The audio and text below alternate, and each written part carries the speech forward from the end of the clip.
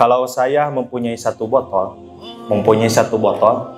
covernya itu bagus, ya, botol itu bagus. Satu botol tersebut diisi oleh air biasa. Kira-kira harga botol tersebut jadi berapa? Kira-kira 3.000 sampai 5.000 kan? 2,5 paling murah. Oke. Ketika botol itu, ya, yang kedua, ketika botol tersebut bagus covernya, tetapi isinya, misalnya es doger misalnya, sabaraha kira-kira hargana. Hah? Lamun sabotol pasti 10.000 atau 15.000 nya. Naik tah hargana. Anu katilu, botol eta teh coverna bagus, dalamnya teh, ya, dalamna teh gitu. Madu misalnya. Coba hargana jadi sabaraha tah? Sekitaran 100.000 ya, sampai 200.000. Terus meningkat. Tetapi ini nih, covernya bagus, terus jerona teh emas. Kira-kira hargana sabaraha tah eta botol? Jerona emas. Hah? Bisa sampai jutaan. Bener. Loba ya. Emasna teh purdulkeun ya. Purdulkeun. Ya, dina hiji botol coverna bagus. Kita ambil benang merah dari kesimpulan yang saya analogikan tadi. Misalnya ketika kita di-cover oleh satu julukan, misalnya penghafal Al-Quran, kita di-cover oleh penghafal Al-Quran tersebut, tetapi dalamnya tidak sesuai apa yang sesuai dengan cover tersebut. Misalnya kita seorang penghafal Al-Quran, punya cover di masyarakat misalnya, punya cover, tapi kelakuan tenyontokeun sebagai santri, kira-kira bakal jadi bermakna teu orang sangkan jadi cover anu penghafal Al-Quran? Tentu tidak kan? Tentu tidak. Naik tingkatan. Covernya bagus penghafal Al-Quran, tetapi isinya emas misalnya yang kayak tadi.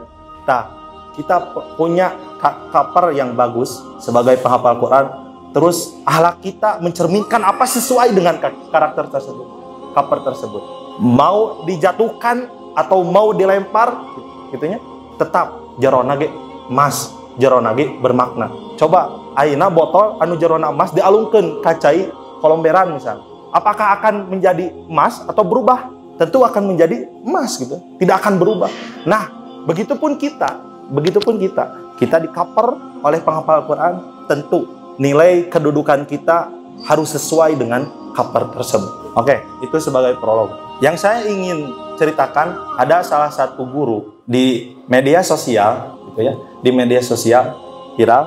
Guru tersebut menceritakan, ada satu murid tersebut unik, bangorna kabina-bina, gitu, tenyontohkeun sebagai jelema, gitunya, hese diaturna. Oke, cirian jalmi eta teh bangor. Terus hiji deui aya santri bager pinter, bager pinter, nurut, soleh, adabna alus misalnya, kasep, gelis gitu ya, plusna eta mah. Nah, di suatu ketika, ini kisah nyata, dia pergi ke salah satu klinik, lalu bertemu dengan guru, konsul, misalnya konsul, saya sakit ini. Ternyata guru, dokternya teh orang yang ranking 1, pintar, bager, beradab. Lalu si guru yang tadi ya menanyakan, "Hei, kamu ingat gak kepada saya? Saya itu wali kelas yang dulunya ya membimbing Neng," gitunya, "Neng, dawewe, Neng, kela sahanya."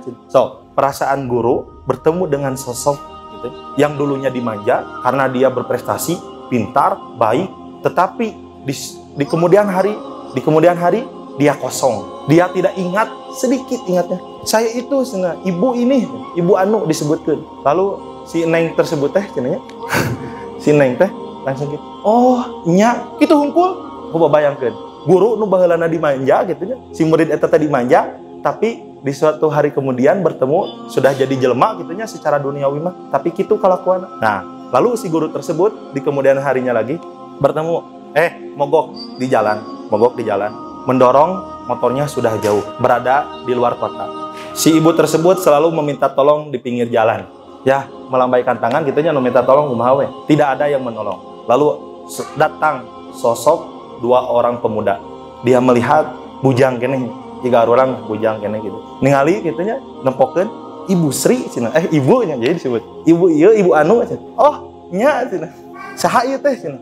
Disebutkeun ieu anu baheula jadi murid anu bengal cenah. Oh, langsung si murid tersebut itu memeluk guru yang dulunya menjadi guru ketika di sekolahnya. Lalu ketika kemudian hari besoknya ibu ibu jangan mikirin apa-apa, jangan mikirin apa-apa. Ibu tidur di penginapan, salah satu penginapan, dan motornya saya ambil. Lalu besoknya motornya beres, lalu menanyakan si ibu tersebut kepada pemilik, kepada karyawan penginapan tersebut. Siapakah dia? Ternyata dia itu pemilik penginapan yang ia tolong gitu ketika di jalan, yaitu muridnya ketika dulu mengang. Saya ketika mendengar cerita ini gitu, merenung diri saya pribadi.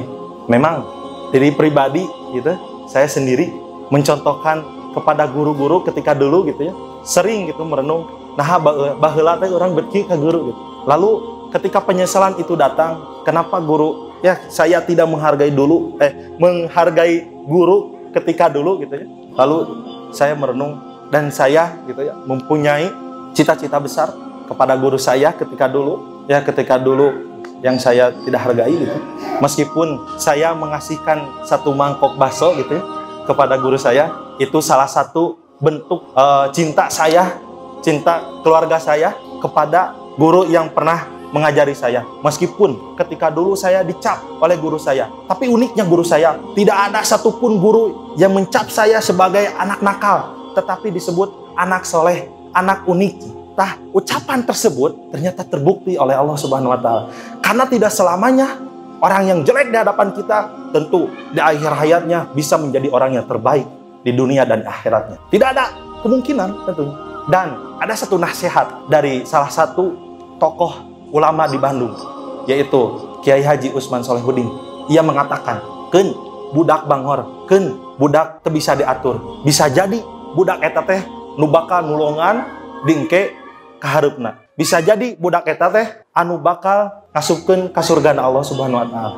Dan saya mendapatkan ucapan tersebut dari salah satu jamaah salam. Dia mengatakan seperti ini, "Urang baheulana sok mabok, urang baheulana teu paruguh, tetapi urang ayeuna bisa mere-mere ka batur mah urang geus bisa syukur, urang geus bisa salat." Gitu. Nah, artinya apa? Tidak semua orang yang di luar itu kita pandang jelek, tidak bisa.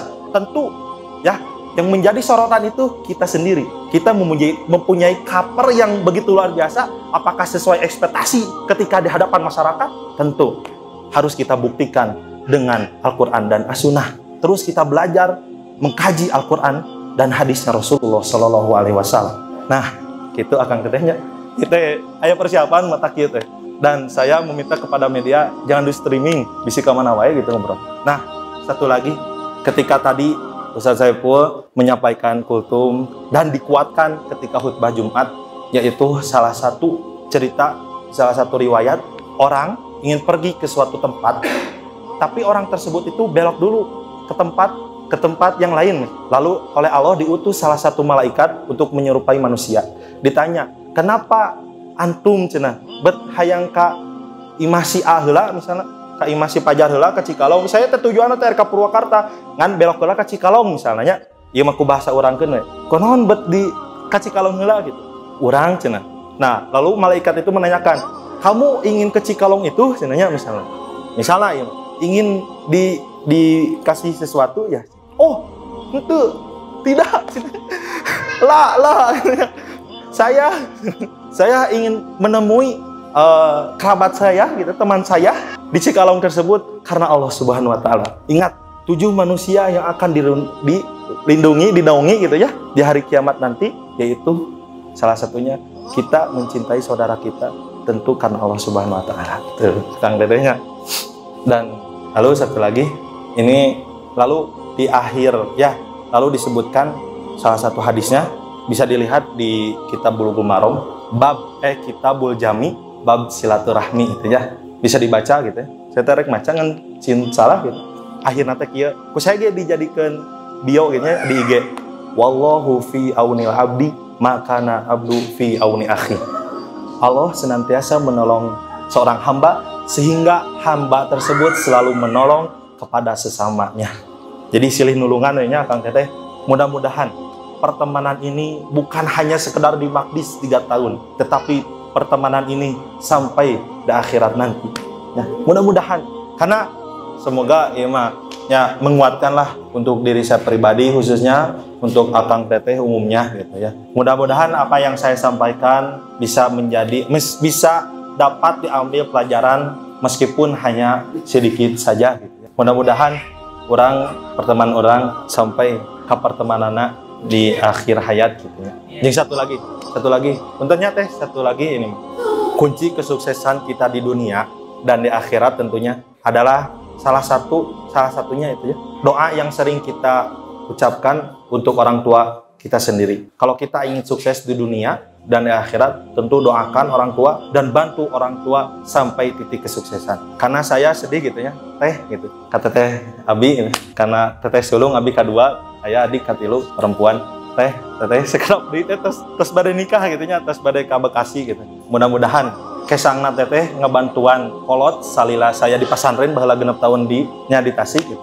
Teteh ngebantuan ibu, ngebantuan bapak untuk membiayai saya sekolah dulu di pesantren, membiayai 2 anak, dan SPP itu tidak murah bagi orang Tasik. Tentunya kesuksesan ini sudah teteh raih gitu. Di dunia sudah teteh raih. Kenapa? Karena duitnya loba gitu. Ya, asli. Sok mun kalian yang sukses, tulungan kolot gitu nya. Tulungan kolot, ulah sampai ka ngeluh gitu. Ulah sampai ka orang teh ngalawan ka kolot, ulah sampai nada orang teh tinggi ka kolot. Saling menasehati kepada orang tua, saling mengingatkan. Tentu ketika kita sudah terkoneksi hubungan kita dengan orang tua satu jalur, insya Allah kesuksesan di akhirat pun akan tergapai, apalagi di dunia gitu ya. Perihna gitu nya, ngarintis satu usaha oleh 2 orang, oleh 3 orang sampai di titik kesuksesan ini, itu berkat pengabdian seorang anak kepada ibunya. Nyanu ayeuna bade ngalamar mungkin ke nikahna Januari, mudah-mudahan teh ieu mah di paparinan kesehatan, di paparinan terus kekuatan sangkan jadi jalman manusia anu bermanfaat.